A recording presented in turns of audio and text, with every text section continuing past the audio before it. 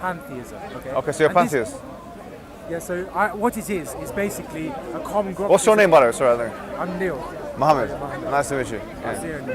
So the way I like to view God is by taking an overview of all religious beliefs and seeing what they have in common. And this, I believe, is something very good.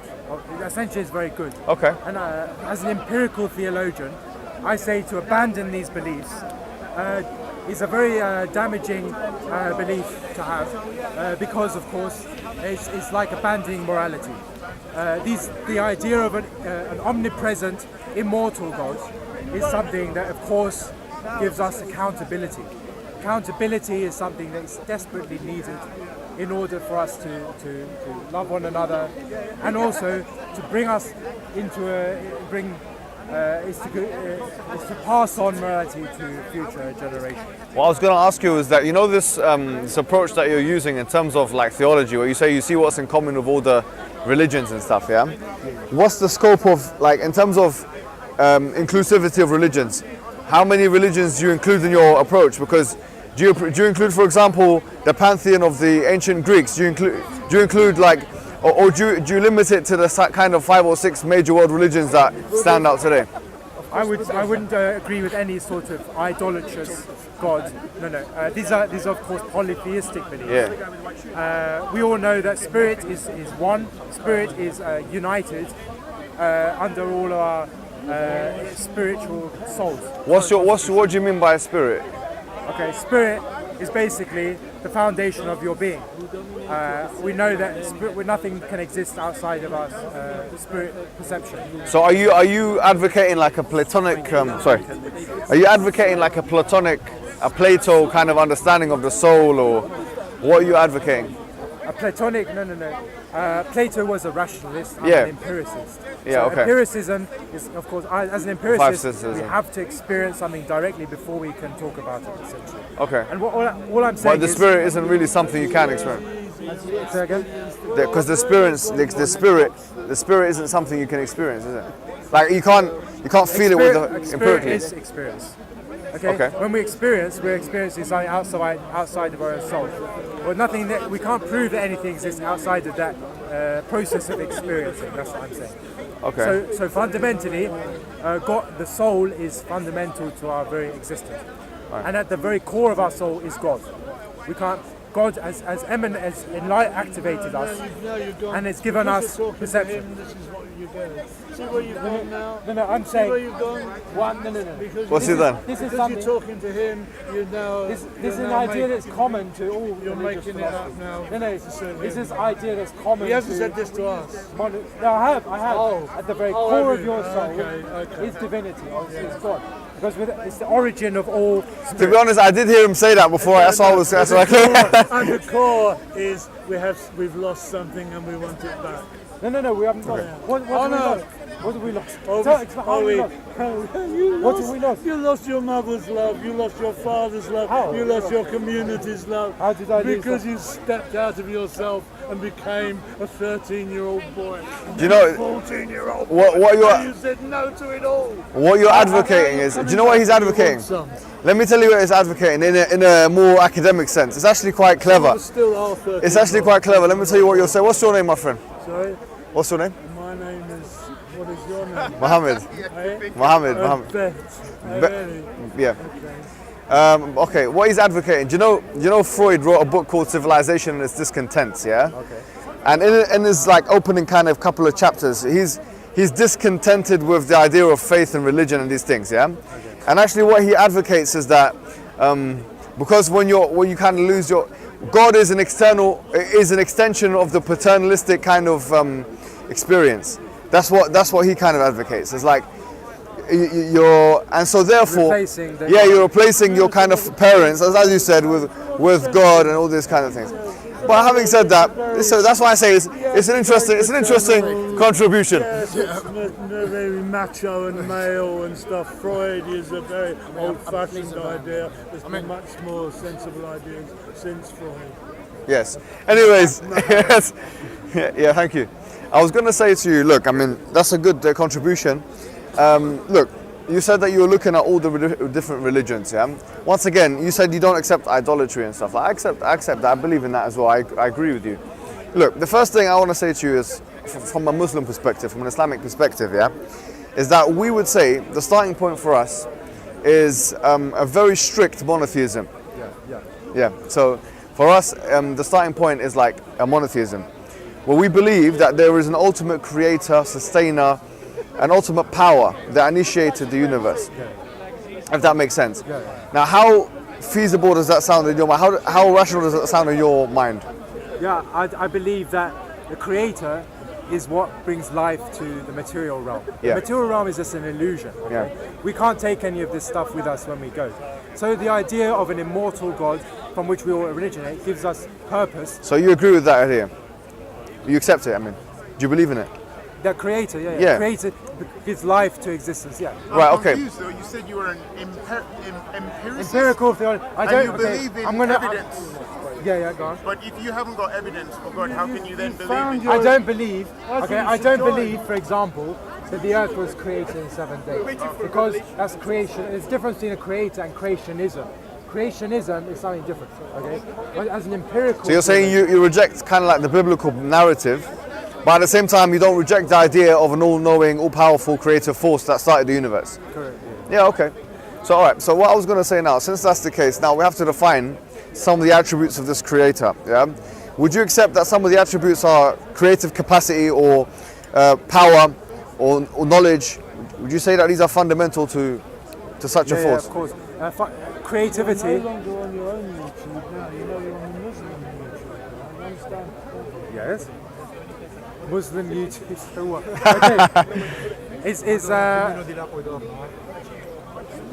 Okay. You're saying it's the creative essence of the universe and of individual souls. Yeah. Yeah. That is God. I could completely agree. How can we? Intuition, for example, Yeah. this is a fundamental metaphysical function of our personality, our soul. Yeah. How can we? We can't program a machine, for example, to do these things. So how can we ever prove that this exists outside of this? Yeah, it's good. All right, so having said that, I want to ask you a question. What's the most appropriate relationship you can have with such an entity?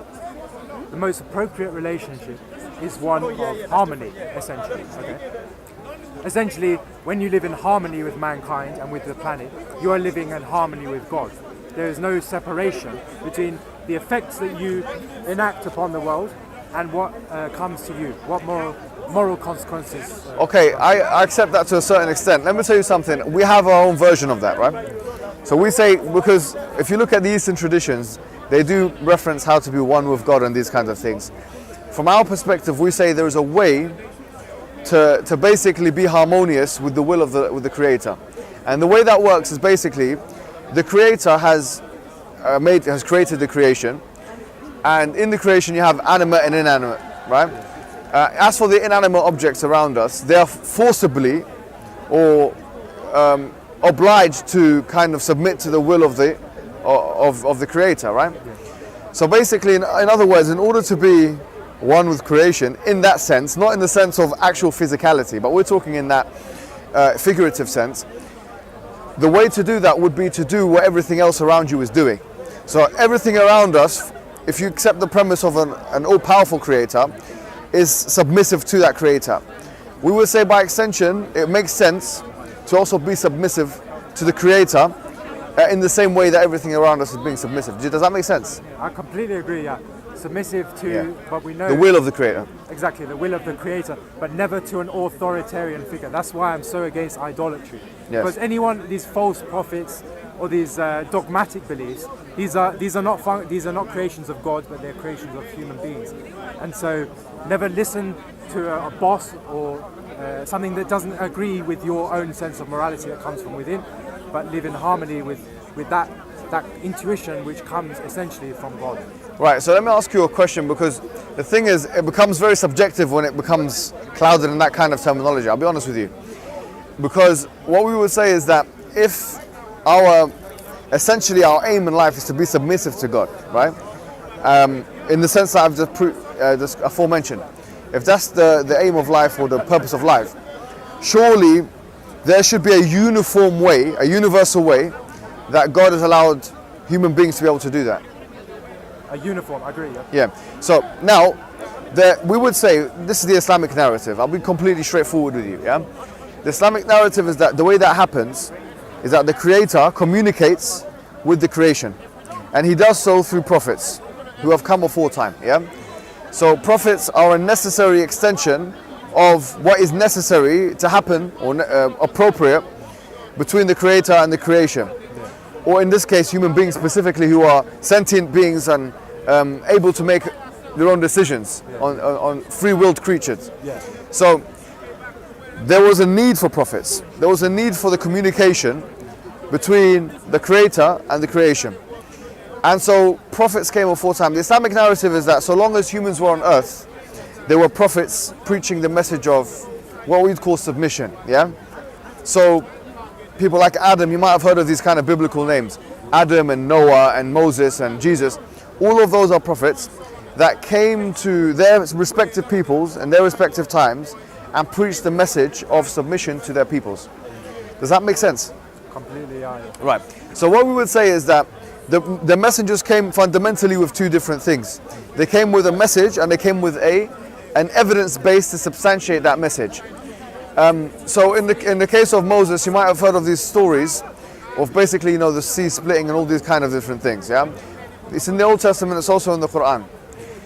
These stories are meant to indicate that these are evidences, yeah, that are used to prove the message of submission, because there's something which break the natural capacity of physical reality around us. So there are evidence that basically God is the author of the message that these prophets come with.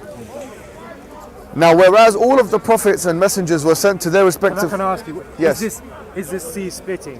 Why is that? Why does that give evidence that this is the word? What's that got to do with Muhammad, for example, the seas? Right. So no, the sea splitting doesn't have anything to do specifically with Muhammad's message, but although it is in the Quran, we're talking specifically about Moses. So in his time, and this is an interesting thing that there's actually been alluded to by some of our scholars in Islam, that depending on the societal kind of what's societally popular at the time, the evidence base that the messengers come with suits that. So at the time of kind of the young what do you call it, the Middle Empire, or wherever it is in Egypt, when Ramses II was there, and they say that Ramses is linked to Pharaoh and whatnot. Let's mention the Bible. At this time, they were fascinated with magic and all these kind of things. Now, Moses came with you could call it a miracle really, which basically broke the rules of physical nature, yeah, and which acted as an evidence for his people. So when people saw it, they said, okay, well, this makes sense. Do you see what I'm saying? Right. So for us now, we will say, what's our miracle, right? Because we need some evidence as well to be able to substantiate the claim that Prophet Muhammad is the final messenger, because that's our claim. Our claim is that Prophet Muhammad, whereas all of the other prophets were sent to their people and their times, Jesus, Moses, etc., Abraham, Muhammad was sent for all peoples and all times. So that's the Islamic narrative. So what he's come with is he's come with an auditory miracle, or an auditory evidence base, whereas all the prophets came before usually with a visual evidence base. So like, for example, in the case of Moses, the sea splitting was something for human beings to visualize and see. Whereas what we say is the evidence base for the Islamic message is actually the Quran itself, which is something actually which was transmitted orally, although it does have, of course, written books as well to corroborate and triangulate the veracity of the oral message. So here, the Quran has many different things within it which basically would lead someone to believe that it couldn't have been, because you were saying you use a kind of like rationalistic approach. We're using a probabilistic kind of rationalistic approach. I would argue that the Quranic discourse contains within it an evidence base. Can I just interrupt you there? I'm actually not a rationalist, I'm an empiricist, which okay, is sorry, yeah. antithesis of rationalism. Oh yeah, I think I got mixed up then. Yeah. Yeah, we can't just we need experience to inform our... I think you're right about that as well. And that's why, by the way, the fundamental thing in Islam is as follows. One of the fundamental messages Islam comes with is as follows. Whereas Christianity says we're born with original sin, yeah? Islam says no, we're born with something called the fitrah. The fitrah is a predisposition to basically submit to God, not only to know who He is, that higher power, but to submit to Him automatically. So this presupposition is awakened by the various messages or the various evidences that human being is thereafter exposed to. So human being is, for example, exposed to the fine-tuning of the universe. And you don't have to be a physicist to appreciate the fine-tuning of the universe. You can literally look with your naked eye at the fact that the universe is, in fact, finely tuned, right?